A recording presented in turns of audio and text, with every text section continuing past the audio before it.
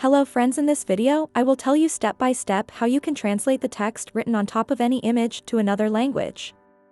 Must watch this video till the end so that you get the right information about everything.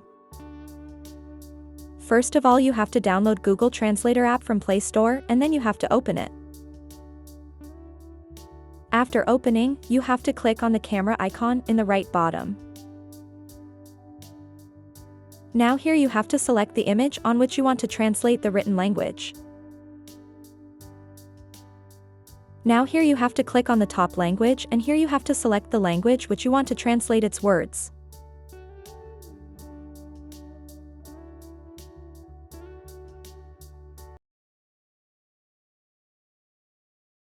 For example, here I select any one language.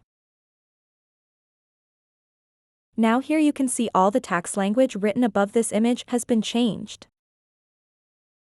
In this way you can translate the words written on any image in another language.